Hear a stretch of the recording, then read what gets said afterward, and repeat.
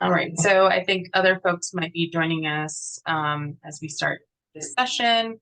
Welcome all. Thank you for coming on for another week of part two of this conversation around managing stress in difficult times. So we're going to do a bit of a recap of what we discussed last week to sort of set the grounding for um, what we're going to do some practices today. And so just setting the grounding of what we can do together and learn together this week. So let me share my screen once again. And feel free to put any questions, comments, anything you want in the chat as we are moving along with the presentation.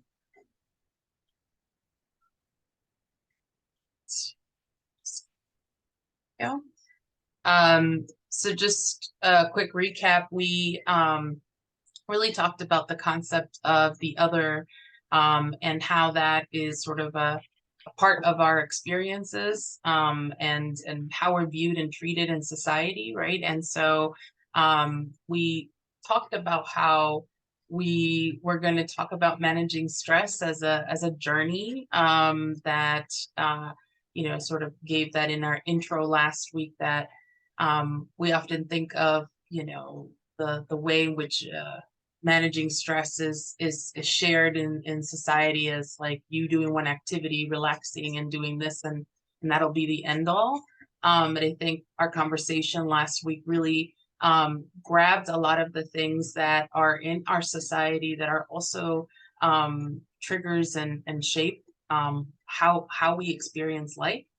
And so, Luis, who shared a lot about his background growing up in Harlem, the historical context of when he was born, really talking about, a survival mode that shapes a lot of the ways in which we respond or not respond at sometimes, right, to stress and how it builds up or how we sort of build some walls around how we respond to things. So an adaptation can occur and can be amplified by self-blame and ultimately isolation. So we talked a lot about community. We talked a lot about supporting each other, really holding each other, leaning on each other. And because there are so many things that are oppressive in our experiences, that community is really one that can hold us and understand us. And so some of the images we shared around Harlem, right, was just this commonality of an experience that doesn't just live in Harlem, but neighborhoods like Harlem. And, I think an important point that was made was also how how we sort of define our freedom and how aware we are of our own freedom and the power that we have. And how that really can lead us to understand how to manage our stress, right? If we understand that we were inherently born with a freedom versus this imposed or dictated framework that we should be doing this, that our destiny is this because we are born into poverty, that our destiny is this because of the color of our skin, right? If we let all of that shape our ability to move around the world, to build relationships, to connect with others, it chips away at our ability to manage the things that are coming to us, right? We feel that sense of isolation. We feel the helplessness a lot more and in heavier ways. And at times, right, can lead to things numbing us from the world. So we elevated again artistry throughout the presentation last week to really speak to the ways in which we can feel and express our emotions, everything that we are sort of bottling up, that if we can't express or defend ourselves in some way, and that there are other ways in which we can channel some of those energies and some of those reflections. So we saw, images of plays that really tell our stories, storytelling really being a tactic to combat some of those prescribed norms and things that want to be hidden from our history. And ultimately, questioning language of how we are defined by others, right? And so even the word other, Luis sharing from his experience that it came from, being that box that he could check off as part of his identity, and then really embracing that and saying, well, I am an other and I'm proud of that, and how to really take it on in the world. So the questioning of language is really a powerful tool as well to really think about our livelihoods and how to improve them, and ultimately, right, the topic that we're talking about, managing the stressors that come into our lives.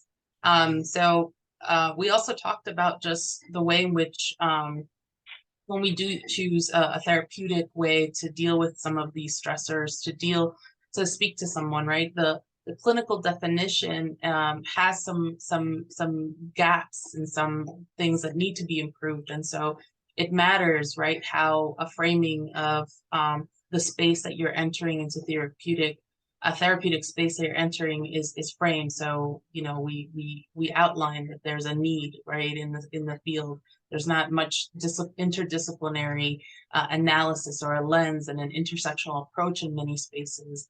How the relationships are designed, right? There's an over-reliance on diagnosis and treatment tools or medications.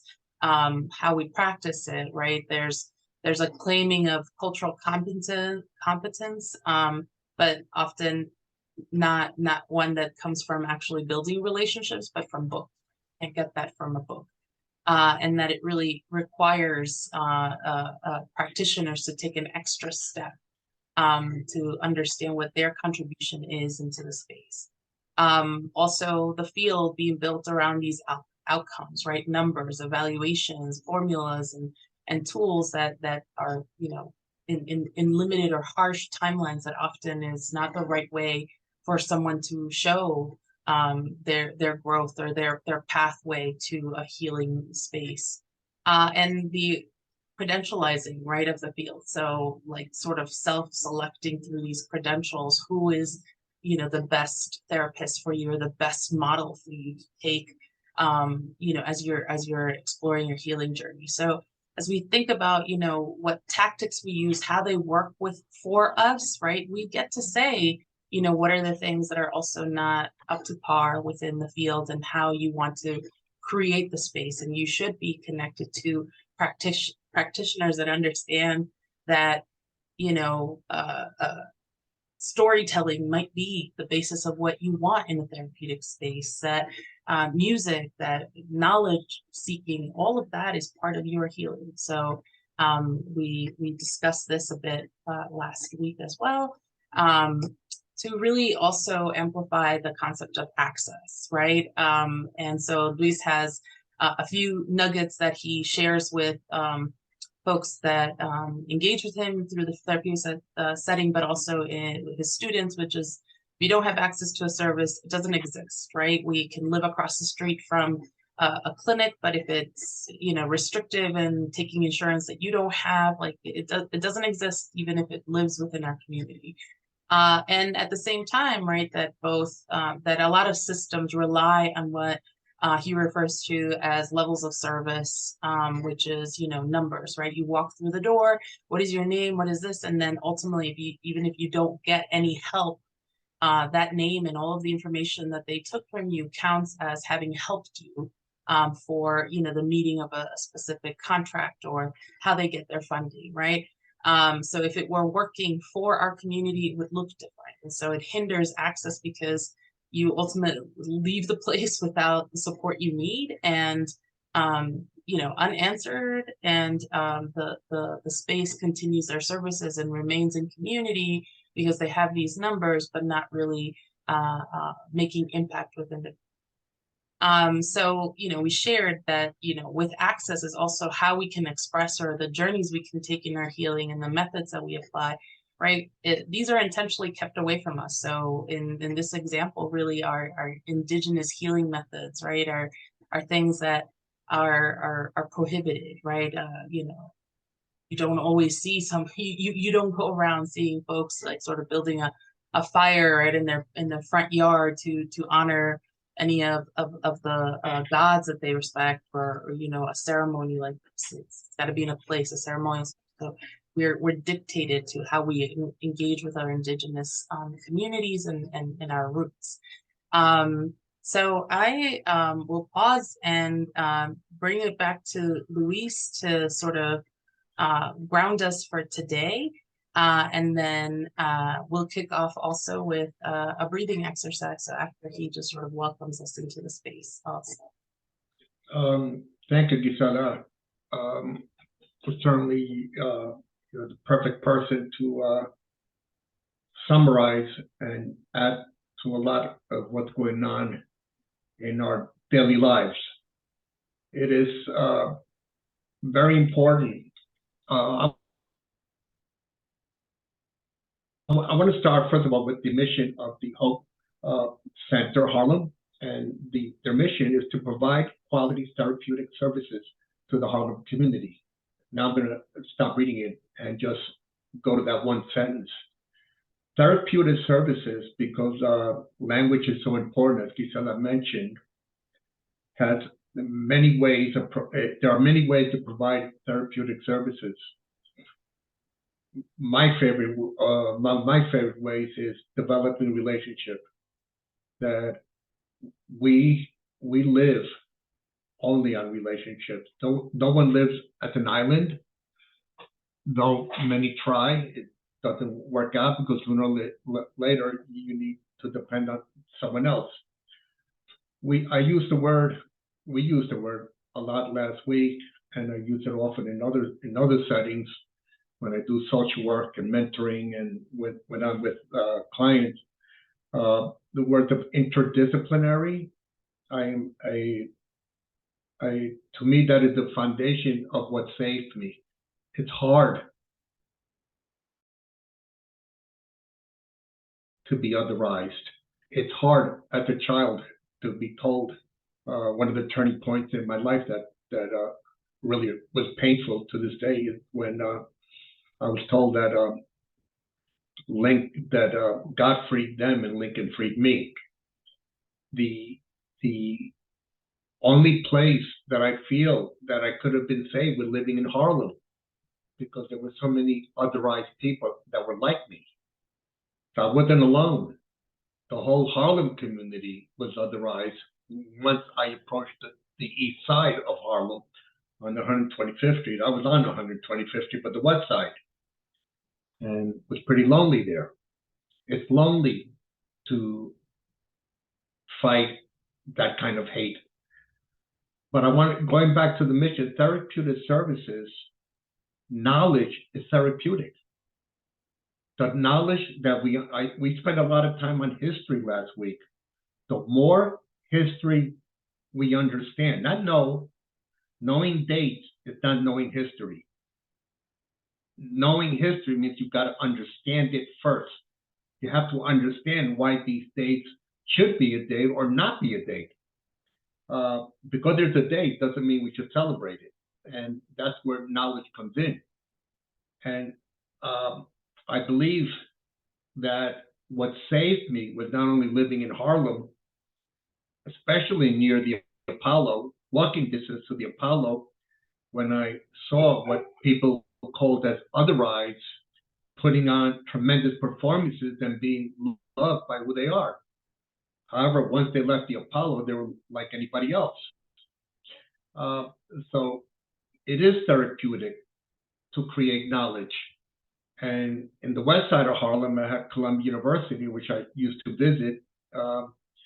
And it's important that that piece of knowledge, places to go for knowledge, is important because it does impact, continuing on the mission statement for Hope, is in an effort to directly impact mental health needs and promote health and wellness. Knowledge tells us that it is not us as individuals that's dysfunctional.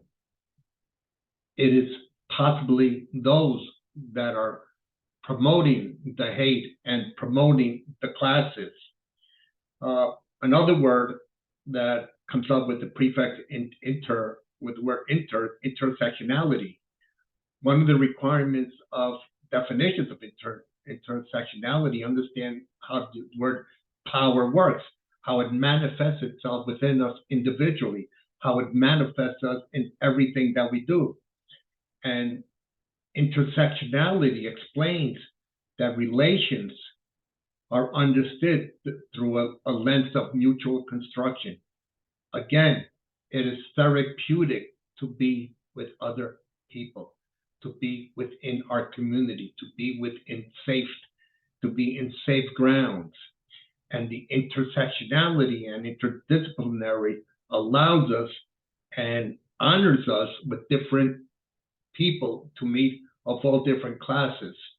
And eventually, when I'm asked, what is the solution to the world? Well, I don't see any solution to world peace in hundreds of years, if ever, if we don't destroy ourselves first. But the solution is when everybody understands that they're an other, and then there is no other, then we've made it. Let me say it again. When we all understand that individually we are all others, then nobody's another. There is no more of that class structure. There is no one, I'm better than you. I'm a better type of other than anybody else. And I really don't see that coming because, as we explained last week, the aspect of the disease of the wrongness of capitalism and the desire where it is almost religious, a religious belief that to have more in the United States makes you less of an other, that you're a better person because you have more, and I want to be like that person. And certainly television manifests that.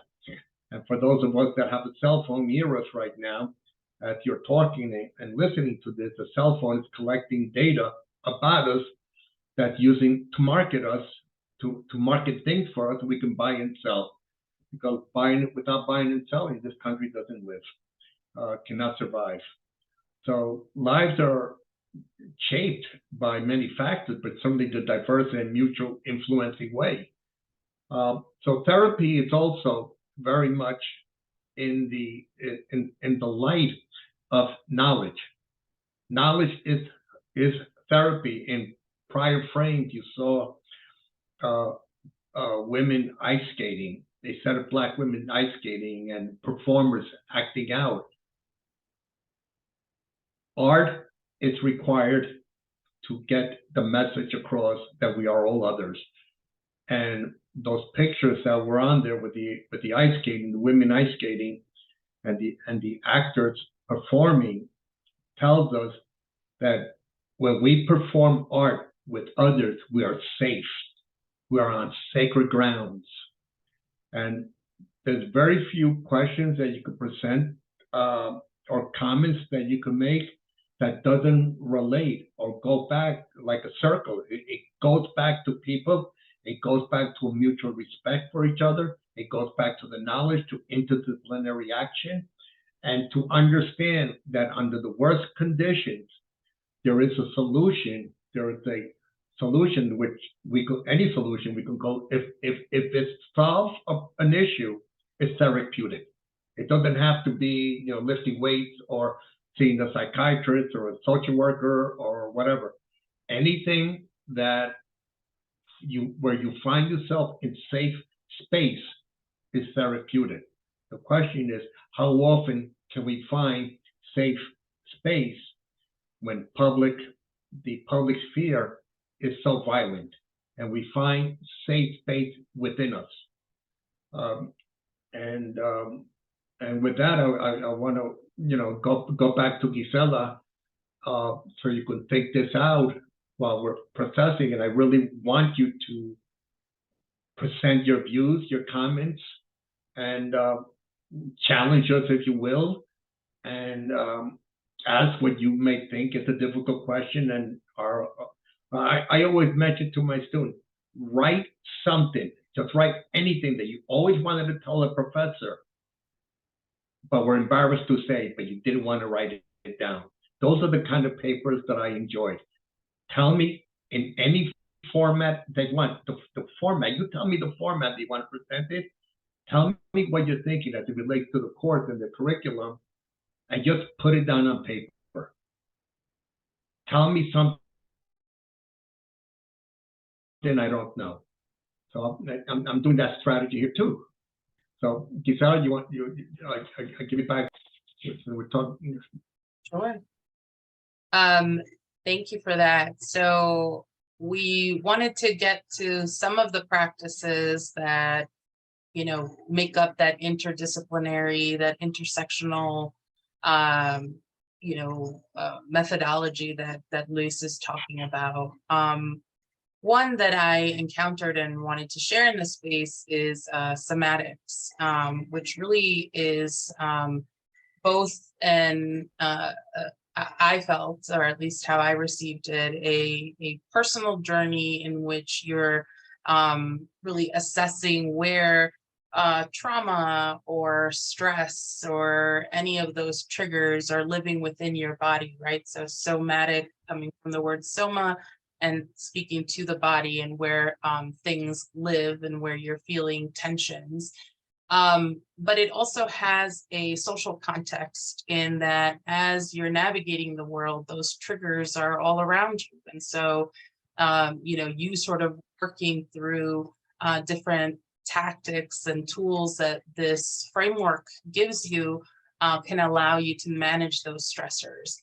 But at the same time, right, also the analysis piece that Luis is talking about really is really important, because we can be triggered by something, but also not understand the root of where that trigger is. So we can, meditate, or in the instance of somatic practices, do some breath work and still be triggered every 5 minutes, right? So that's really where we want to really think about that interdisciplinary and that intersectional approach as you're sort of learning these tactics. So I'm going to practice some breath work that is connected to somatic work.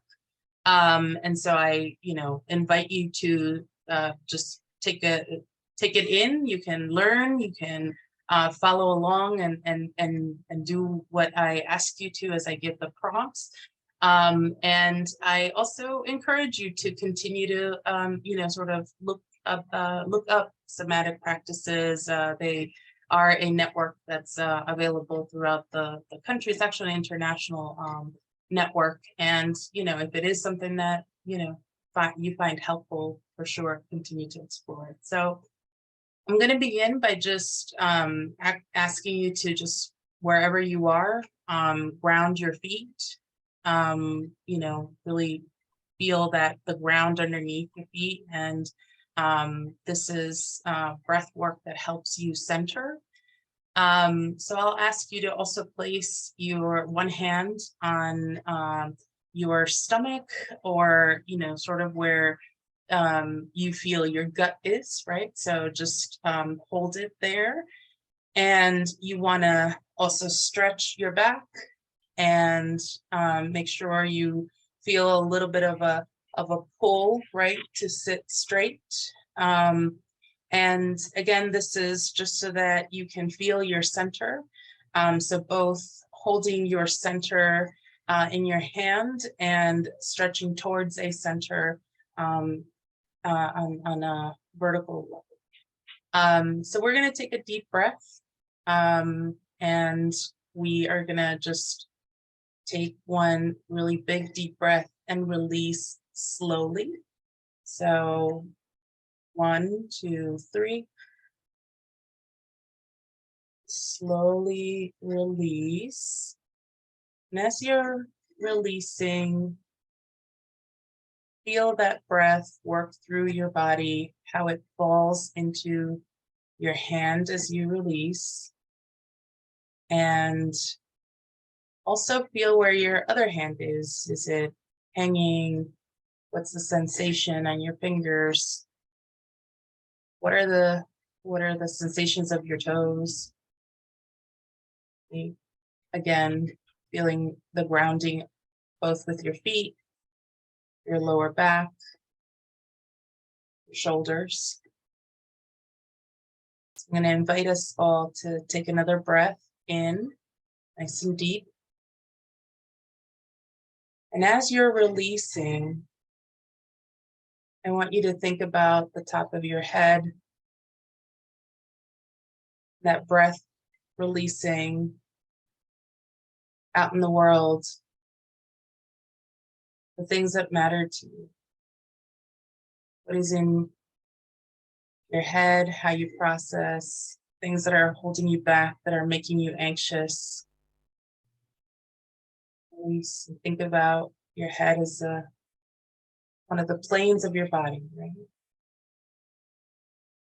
Release again. Feel that breath that just went through from the top of your head all the way to the bottom of your feet.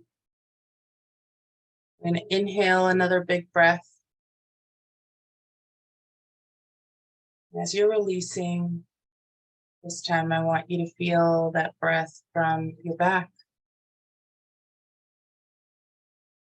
And think about your back representing your ancestry, your history, those who inspired you. Embrace that breath, slowly releasing it, sending that energy, whether those memories are good or bad, releasing it from your body. Great. Now we're going to take another deep breath. As you release, really feel the sensation of your hand and your whole body, the front of your body. Think about the horizon, what you want, things you haven't accomplished that you want to accomplish, that inspires you. What is out there? For our last breath, I want you to release and think about the sides of your body, your arms, shoulders. You want, you can now extend your arms out. Think of this plane as your plane for community. Who are you calling in? Who are you connecting with?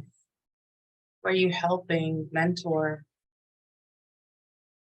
Who is holding your hand? Who are you leaning on?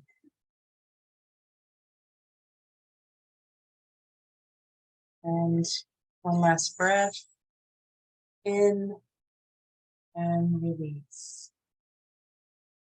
And open your eyes and come back to the group now.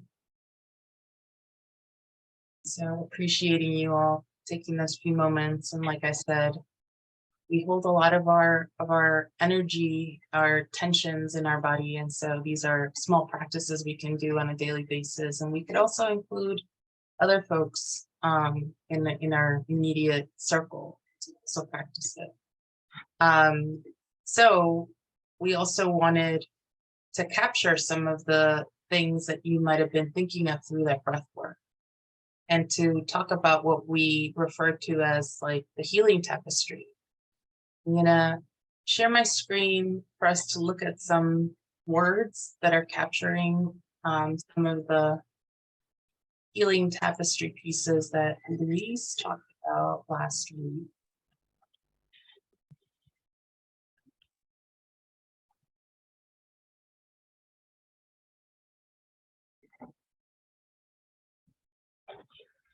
So Luis, you want to read some of these? But certainly the healing tapestry, the leisure time, the ancestral. Let's start with the first one there, leisure time. If we can find fault in our system, which is many, it's certainly the lack of leisure time, and that is intentional. I could go back to the history of Benjamin Franklin, who indicated that money makes money, money begets money. When he came out with those statements, it was like a gold rush. The gold rush hadn't started yet, but the same metaphor. And capitalism is based on having a free or low-paying community, the majority, free labor or not paying, and there is free labor when we think of people in prison and and other ways, and people that are paid under the table and below minimum wage, otherwise they're threatened with deportation or whatever the owner one. But certainly this country lives on cheap labor and puts people under enormous financial stresses, which means it is not uncommon to have 2 and 3 jobs. With 2 and 3 jobs goes all the leisure time. And when our kids are in need and they're all over the place, all over the community, not knowing where they are, even when you're at home and they're not there, you're worried. So leisure time starts in the mind. The sense of, we go to other words here, the connection, the belonging, the ancestral, the safety. Very little safety as we speak. It fears me that when we go on the news today, there'll be another mass killing or something else that our young people are committing in ways it wasn't done before. And all I of the had tapestry. Go ahead, I'm sorry. Go ahead, Gita. no, it's okay. I had added just sensory, right? We often forget, or as we're sort of fitting the age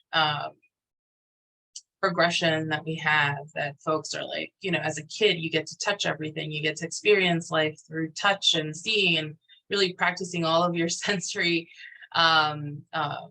everything that you can see, touch, right, eat, everything through a sensory framework. And as we get older, you're not allowed to do this, you're not allowed to do that, you're not, it's like dictated through society. And so then, this is something that we forget to do. So just like, sort of reclaiming our ability to understand our body and, the breath work that we just did. Sensory also means, you can tap into that inner child of yours, right? How many times have we just like stepped outside and put our feet on the grass, right? There's many benefits to doing something like that, right? How do we just sort of take the time, to your point about leisure time, how are we able to carve out the time to just have that moment to hug your children, to hold each other, right? Those are the kinds of things that get taken away from us, and we can chipped do away. that. Yeah. But in a mutual environment, we can do this. If we all unite together, like we used to in the past, we can control the gatekeepers. The gatekeepers need us, and gatekeepers do not know what's in our mind. Our biggest weapon is the fact that they don't know what we're thinking. And we've got to get together and unite and understand that we are in this together, that we are mutually affecting each other. Our individual problem may be different, but the solutions are all the same. They're within us. And the more history we understand, the more we understand that we are in the present today, because history is in the present tense only through the mutuality that our past generations were able to foster within us. Not the government, not the Emancipation Proclamation, none of that. It was because our parents did what they had to do from hundreds of years ago to make sure that we'd have some life today. But they did it under a mutual understanding that they needed each other. And the closer we are to each other, which is the same formula that the Black Panthers and the Young Lords used, and the unions throughout the United States, and unions are being rebirthed on these unions in labor. they're coming to reality again. We need each other. So to that point, we want to ask you all what is on your healing tapestry. So since it's a small group, I'm going to stop my share here and ask you to use the chat to just put, you know, one word, a sentence, whatever you feel you would like to share about your healing tapestry, right? When you're envisioning, or what you wish was on your healing tapestry as you're thinking of that journey you're taking, you know, just anything you want to share, put it in the chat. Where's your speed bump? Talk And about. you could also unmute and share loudly if you would like as well. Jeffrey? Can you hear me? Yes, we can. Yes. Can you guys hear me? Yes. Yes, we can. Oh, sorry. No, I love what you said about how art is so important and how we need to have leisure time also. But I think the problem is in society is that people don't have that time to pursue their passion. They don't have the time to be we are all artists. We are all creators, but people don't have that time because they need the paycheck, and they wake up and they go to work and they come home and they're stressed. And there's a true statement that it's better to be destitute than to have a job. But you know, you have to be crazy to believe that. But you know, so the problem I feel is that nobody's, no, I don't, 99% of the population doesn't believe that statement. Right? That it's better to be destitute than to have to report to somebody, than to need permission from another to do something, or to go away. So yes, I agree. Else besides Gisela and I? Thank you, Joe. Anybody else besides Gisela and I want to respond to Jeffrey? I'll respond to that. I basically see this society as I would liken it to that play Les Mis, when the pauper is going to jail for a loaf of bread. And I think that people, the have and the have-nots, are vying for that piece of bread only because it is a commodity. I think the humanity in humans has been taken away. And that's why we are so overwhelmed with having to get resources to even create. And not only that, but just to live, to survive. Is it possible to create leisure time? I think in a Not with society, a 9-to-5 job. I don't think it becomes very difficult.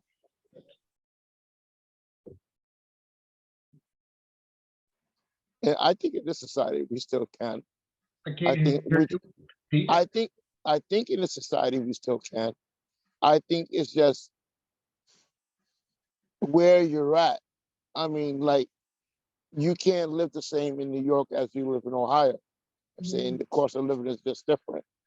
And so we spend more time employed than in Ohio. I mean, You could also not want as many things as you thought you needed. Yes, The live debate a simple between- life. The debate between what you need and what you want can kill any amount of free time, leisure time.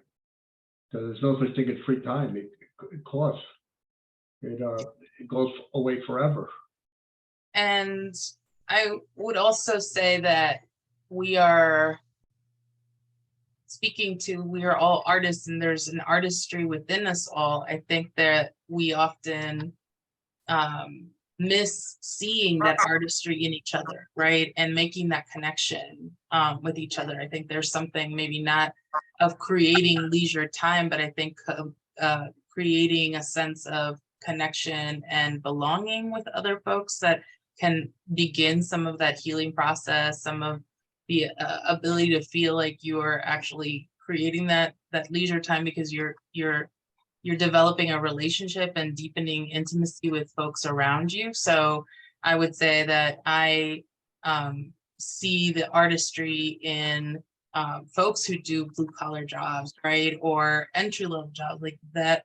They bring their artistry to these jobs, right? That it requires somebody to understand, and be strategic, even if you're in maintenance. It is that. And if somebody else sees you and says that, right? And I speak from the experience of having watched my mother as a domestic worker, having watched my grandmother and her community lack that leisure time because everyone was living in poverty, but connecting on a deeper level with their friends, with neighbors, right? And like one knew how to really do, make cakes and be creative that way. And like if somebody needed money, everyone was all hands on deck of what their artistry was. And I think we also are so used to buying the thing versus understanding what we all each are bringing to the table, and we don't have that leisure time. Sanat?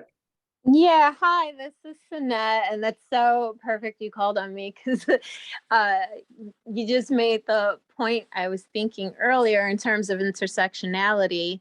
I was driving home earlier, so I'm settled now, and I was a dancer throughout school. And what you were just saying in terms of merging your talents with maybe your day to day. So I've had multiple people comment, like, oh, you really like to drive if I do a specific maneuver. And I noticed at some point that driving was like dancing.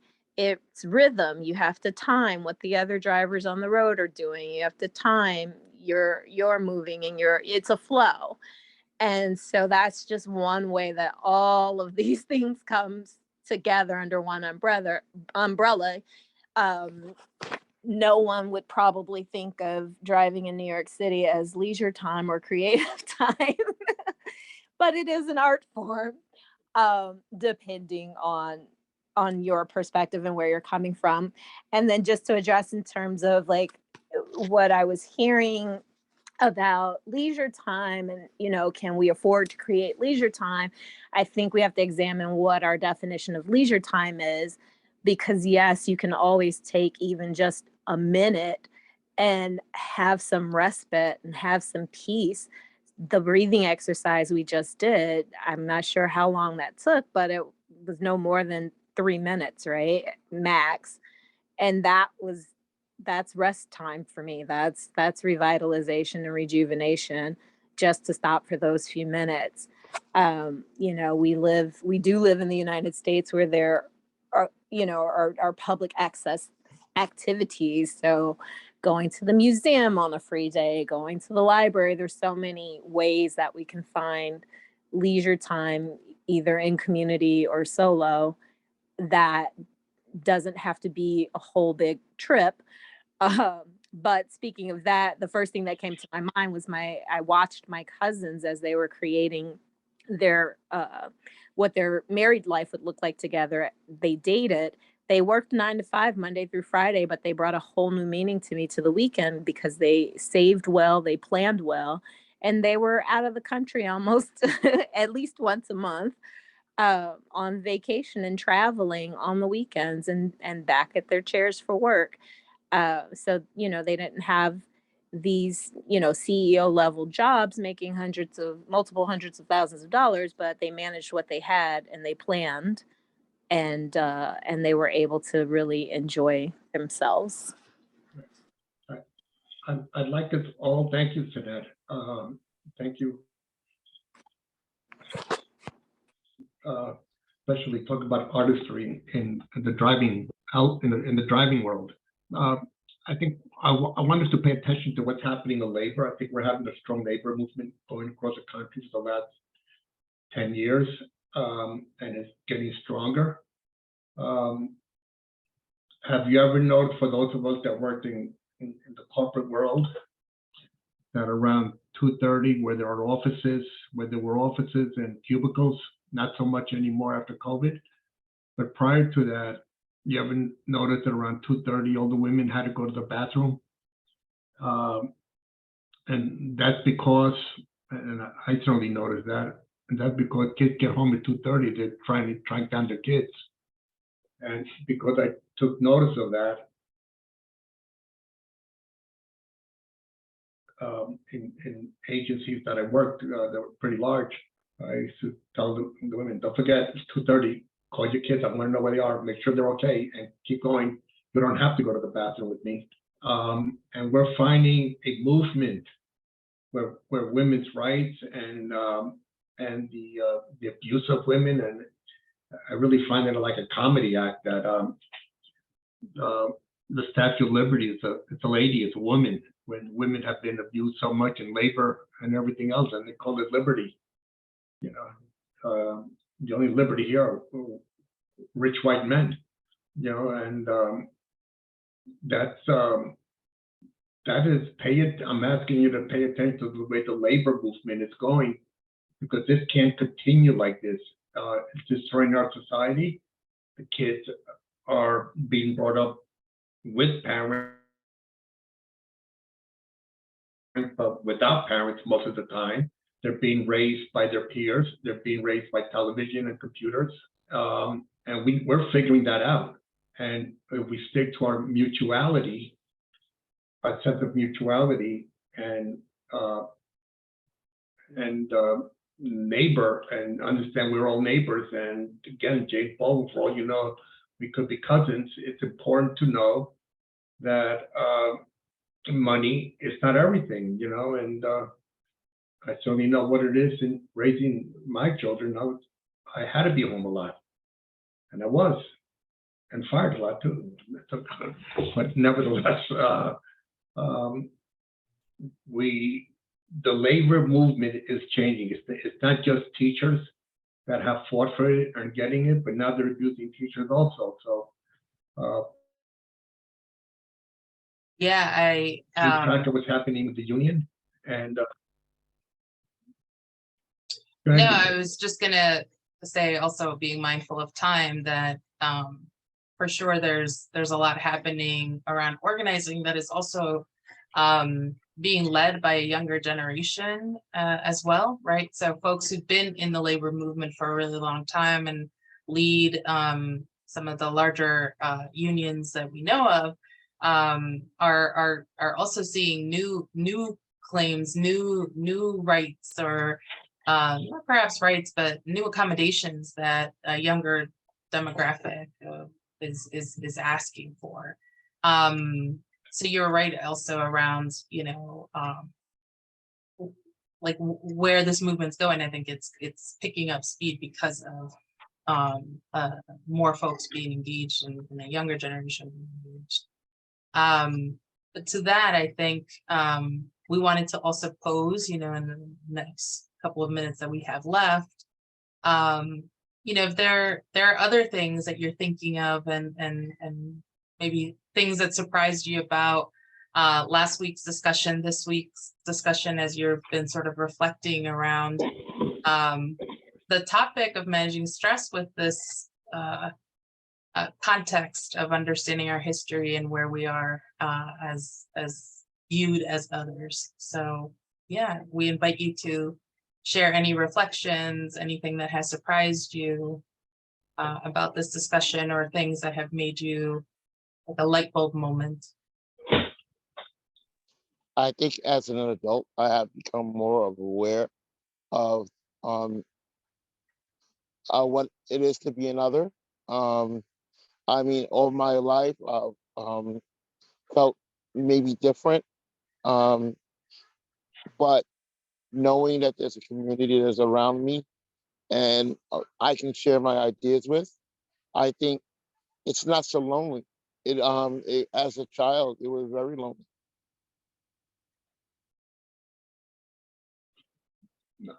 How are you today? I am still working. It's difficult. It's not. It's a day by day thing. It's something that I work with, because I'm still surrounded by the same masses of people that want to otherize me, and I work in service, and being that I work in service, I have to put my pride in my back pocket when I walk through these neighborhoods. Yeah, so you work in the public eye. Yep, every single day. Every single day. New York City? In New York City, Yep, Pete? yep, on the Upper West Side. Um, and I walk through many walks of life, um, and I'm surrounded around these people every day.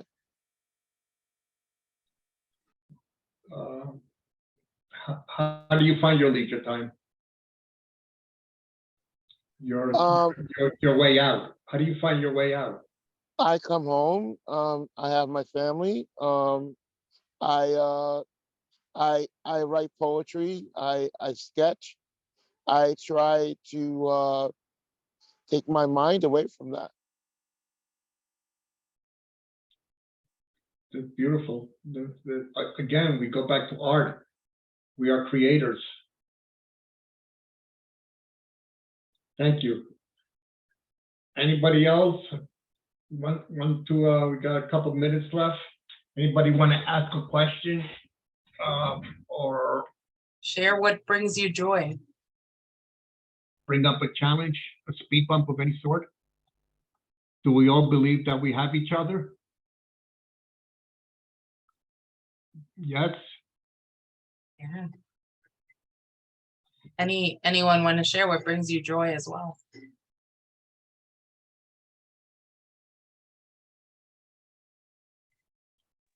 I think you saw when you mentioned the breath work. I mean, that's something that we can carry with us throughout the day. It doesn't have to be, oh, let me set aside 10 minutes for meditation. We always have our breath with us, and we can carry that and be at ease throughout the day, and it makes everything more enjoyable. But I think, and Dad, you said it, that do what you love. You have to do what you love, and then find a way to get paid. Where do you live? Yeah. Well, right now I'm in Nashville, but I grew up in New York City. Well, in Westchester, but I lived in New York City for a while. Why? And you live now in Tennessee. Why? Well, I wanted to get out of the city and make a change, and it was a good change for me. And I just think every day should be enjoyable. Like you said, we shouldn't need like an escape. We shouldn't need like, oh, let me wait for the weekend or let me wait for a vacation. Every day should be enjoyable. Life is a gift. But when it's like, oh, I got to go to work, and the daily grind and the stress, I mean, that's the real tragedy here, is that most people are not enjoying their lives, you know? So. You know, we were not born to work. We were born to cooperate. I miss you terribly going to Tennessee, but I understand why you went there. And that's part of the problem. That's what has to change. Yeah. We need to change it, and we have to do it all together. Yeah, and it could be, daily routines, things that bring you joy, like you said, I was saying, meditation, exercise, writing, reading. These are things I try to incorporate every single day. I think we should be trying to master ourselves, not just trying to, earn a paycheck and pay the bills, but master ourselves, and then everything will take care of itself. But I think most people aren't doing what they love, and they're stressed, and they never take that leap. It's better to make $40,000 a year doing what you love than 120,000 stressed. But who actually believes that? I do. I do too, Jeffrey. Mm-hmm. Amen. Yeah. Well, thank you all for joining us again. Oh, Michael, I think you wanted to share something. Oh, well, I totally agree, Jeffrey. Everything you're saying, I think that we all have to find our purpose in life. And hopefully it will be something that will not only be meaningful to you, but to others as well. If you're teaching, Yes. you know, then you're teaching, you're spreading knowledge, you're helping one become a better person by them using their intellect to articulate, to engage. So yes, I think you know, finding one's purpose in life is extremely important. And once you find that, then the financial aspect that a lot of people look for may not be as something that's, you know, that you're running, that you're trying to capture. You know, it should be, if you're happy, you're living with purpose, I think it makes life a lot more enjoyable. Yes. Absolutely. So appreciating all of you, I'm gonna actually sign us off with a song that Luis really likes. So Luis, do you want to just share very quickly why Mr. Bojangles is something that really is like deep in your heart? Mr. Sammy Davis Jr., his whole story, one of the greatest performers of all time, black, brown, green, or yellow. The man could dance, and what I like about it, his form of art, that it's history with notes. It's history with its feet. It's history the way he moves. He talks in silence as he puts on the greatest performance that I've seen of any individual when he does Mr. Bojangles on his own. Please let's watch him.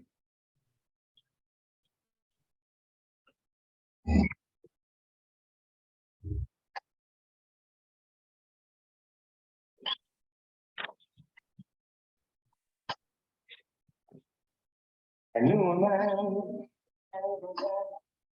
he danced for you. Worn out shoes, silver hair, a ragged shirt, and ragged pants. He was doing soft shoes. He could jump so high, jump so high, and he would lightly touch down.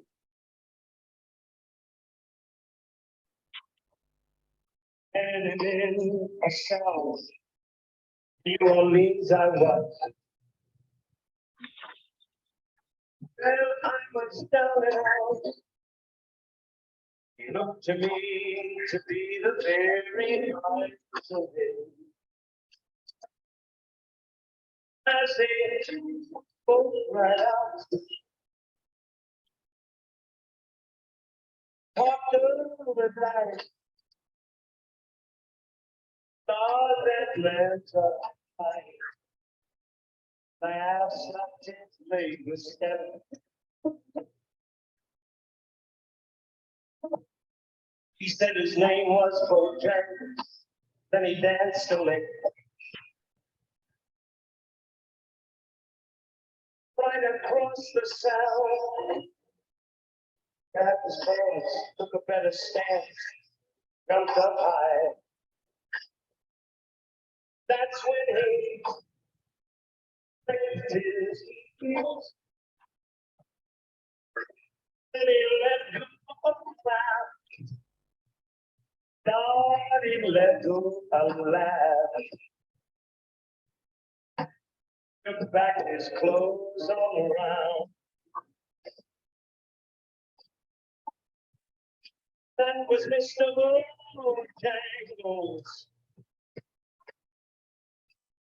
Mr. Bojangles. Mr. Bojangles. Lord, he could dance. Told me about the times he spent with minstrel shows. Traveling throughout the South, And for tears of 15 years, I was dog and he. They just traveled about. But his dog up and died. Dog up and died. After 20 years, he's still green.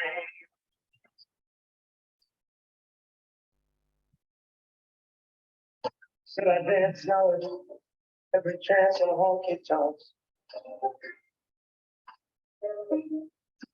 For my drinks and chips. Most of the time, I'm behind these counter bars. You see, son, I drink a bit. Then he shook his head. Lord, he shook his head. I could swear I heard someone say, please. Mr. Bojangles. Mr. Bojangles. Mr. Bojangles, come back and dance, dance, dance, please dance. Mr. Bojangles.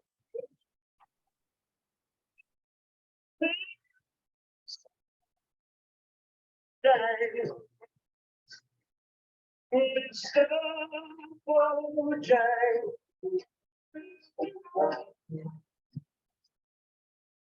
Dance. Why can't you come back and dance?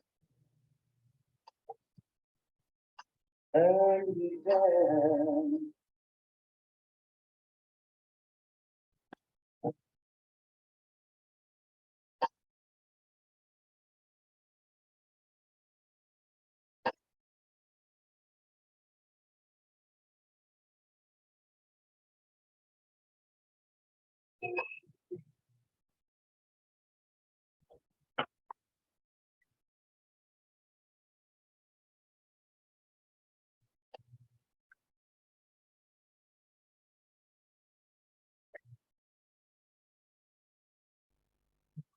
Okay, everyone.